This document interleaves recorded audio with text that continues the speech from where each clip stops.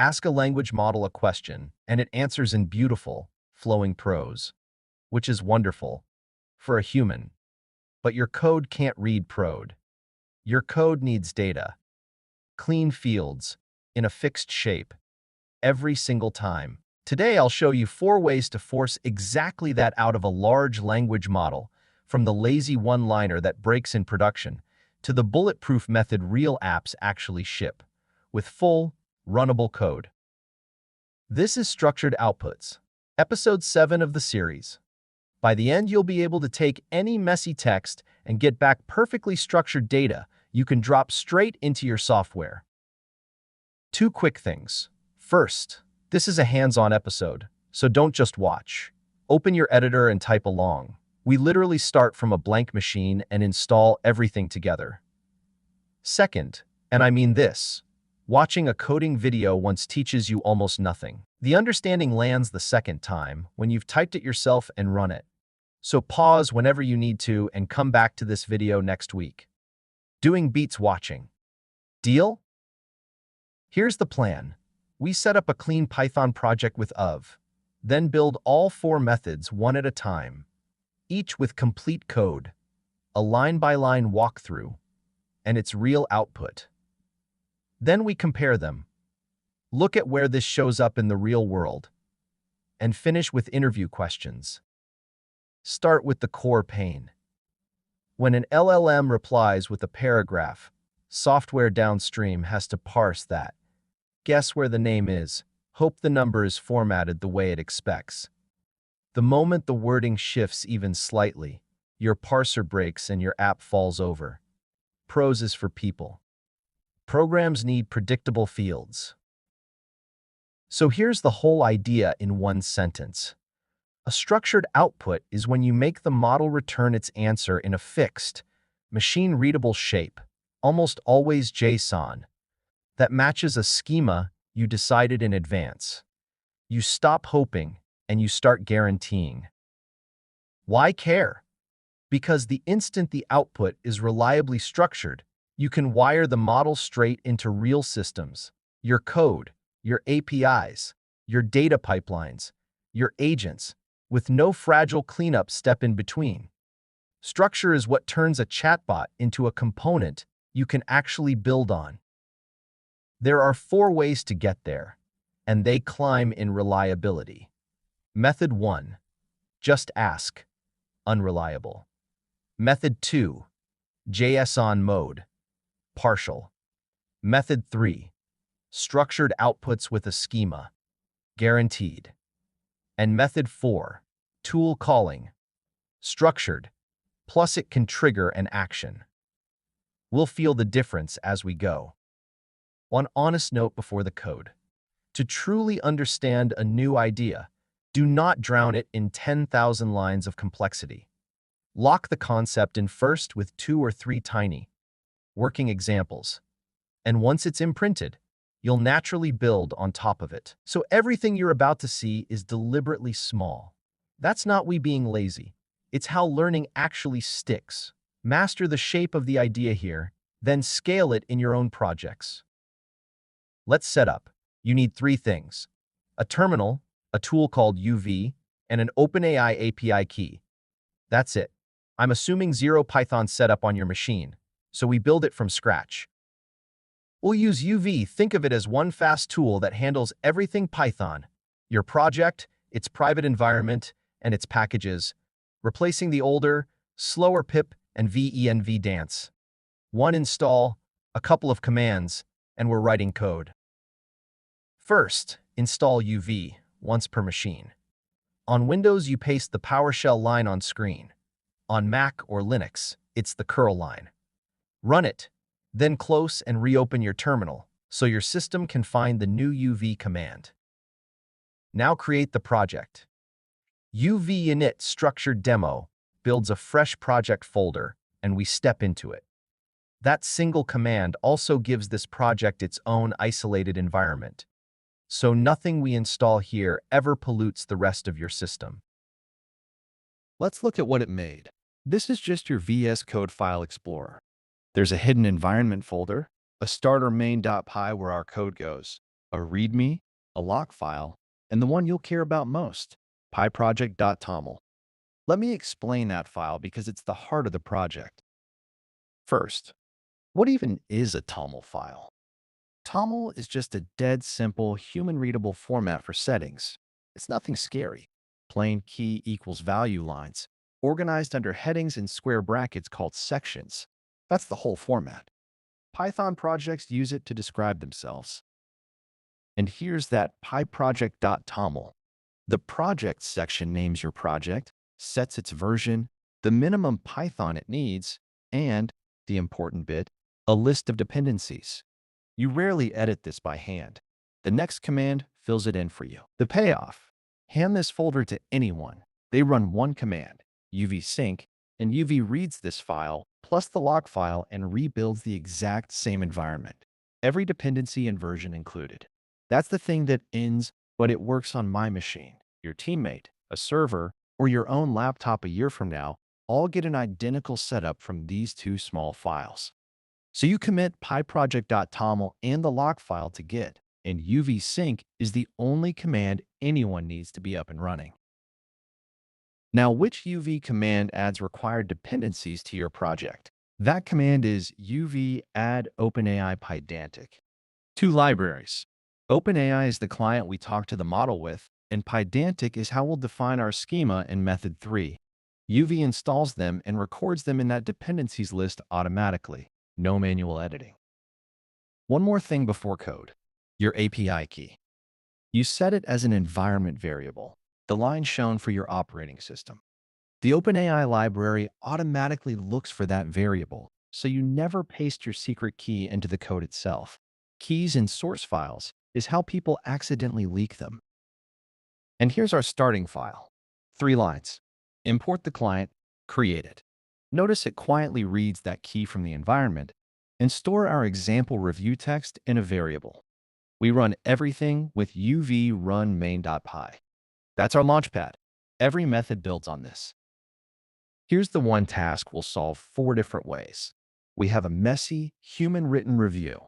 A name, an email, a rating, a feeling, all jumbled in a sentence.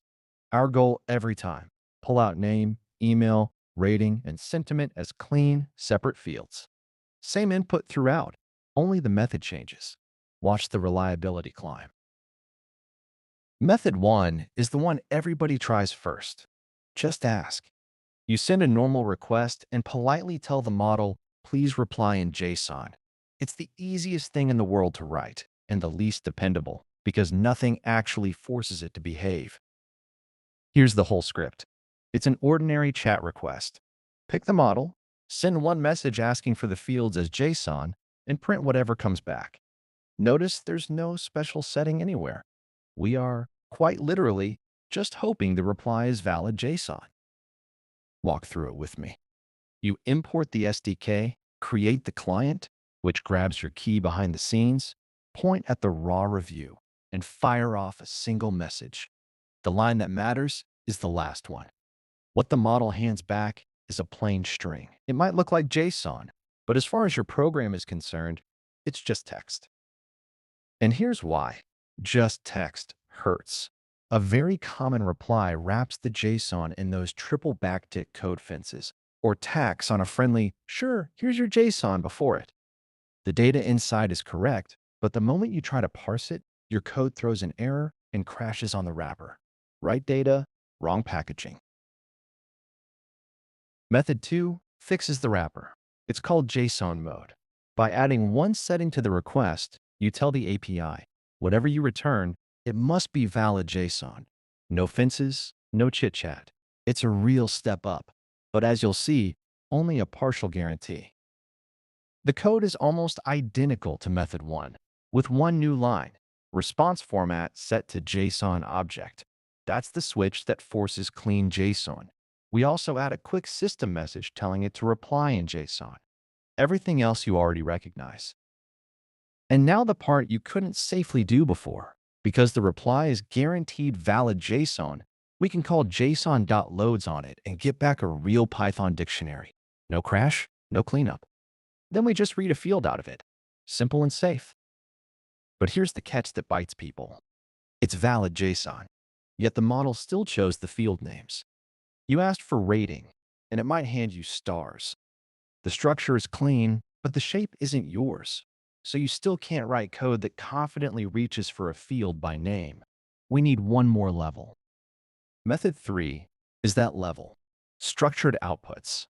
This time you define the exact schema, the fields, their names, their types, and the model's output is constrained to match it. Not encouraged, constrained. This is the method real production systems reach for. First, we describe the shape we want using Pydantic. We make a class called review and list each field with its type. Name is text, rating is a whole number, and so on. And look, we can add real rules. A description the model reads as a hint, a rating that must be between 1 and 5, and a sentiment that can only be positive, neutral, or negative. This class is the contract. Then we make the call, and notice it's .parse, a slightly different endpoint, and we handed our review class as the response format. That single argument binds the model's output to our schema.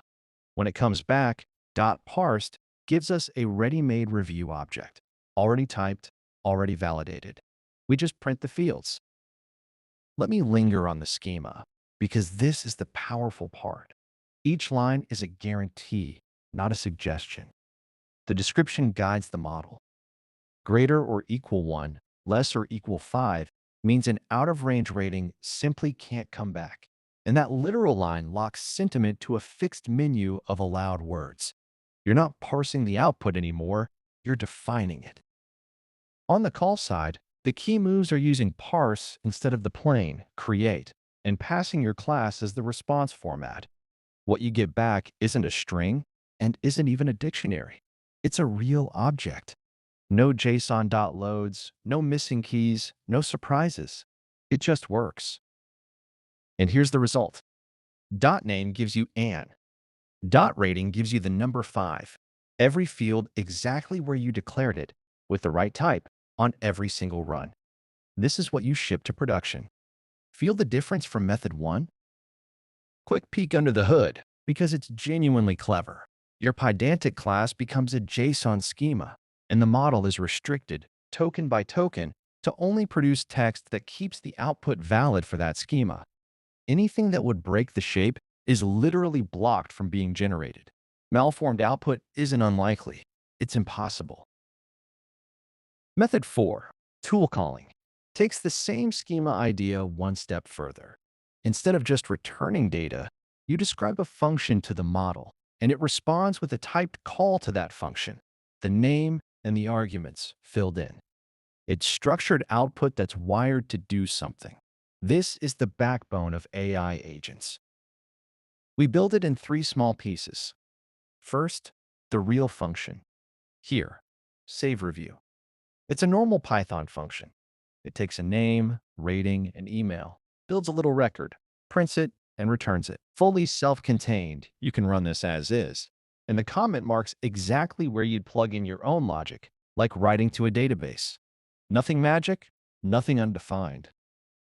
Second, we describe that function to the model in a tools list. Its name, what it does, and a little schema for its arguments, marking which ones are required. This is how the model learns the function exists and what inputs it expects. Notice it's the same schema idea from method 3, just attached to a function. Third, we send the review with those tools attached. The model doesn't run anything. It returns a request to call save review. We pull that out, turn its arguments into a Python dictionary, and then we run the real function with them. The model decided what to call and with what.